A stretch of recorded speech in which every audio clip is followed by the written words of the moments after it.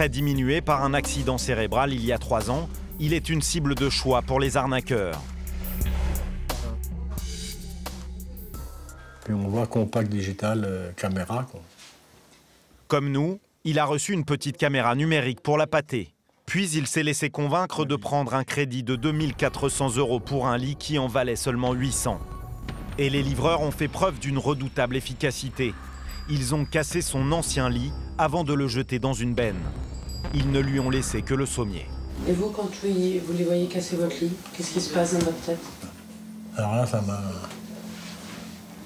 un peu tourné les tripes. Là, je me suis fait avoir, mais en beauté, quoi. Les livreurs ont détruit le lit de René pour être sûr qu'il ne puisse pas faire marche arrière.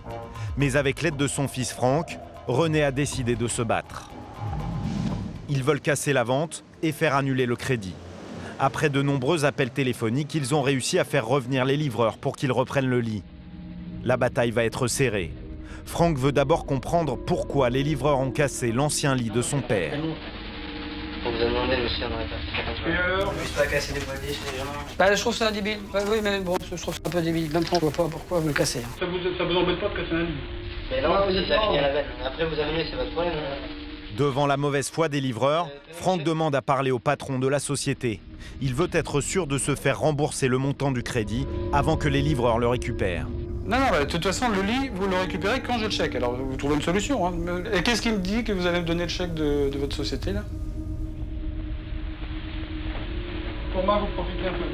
Il y a moyen de faire quelque chose ou pas, là? L'échange est musclé, car il sait que son père risque de tout perdre, son nouveau lit et ses 2 400 €. Oui, mais ce que je vous répète encore, c'est que ce soir, il va bouger par terre, quoi.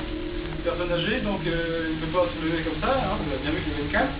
Donc il va pas se coucher à 10 cm du sol. Ça, c'est le cheval. Ah ben voyons, ah ben voyons, ah ben voyons. À force d'insister, Franck trouve un accord. René rend son lit contre une annulation de son crédit. Mais en chargeant le lit dans le camion, les livreurs aperçoivent notre caméra. Apparemment, ils n'assument pas vraiment ce qu'ils sont en train de faire. Nerveux, ils nous prennent à partie.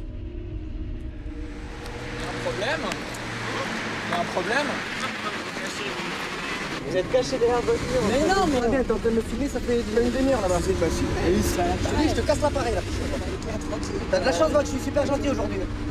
Ouais, t'as super de la chance. Normalement, je te la casse sur la tête.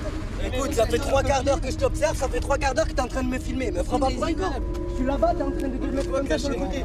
Me prends pas pour un ami, c'est pour un imbécile. Aussitôt après l'altercation, les livreurs s'enfuient. Impossible de leur poser la moindre question. 5 mois plus tard, René a réussi à annuler son crédit et à racheter un nouveau lit. Le magasin de meubles a quitté la ville 3 semaines après notre tournage, pour rouvrir dès le lendemain dans une autre ville, à la recherche de nouvelles personnes à flouer. Chaque année, ces vendeurs indélicats font plusieurs milliers de victimes.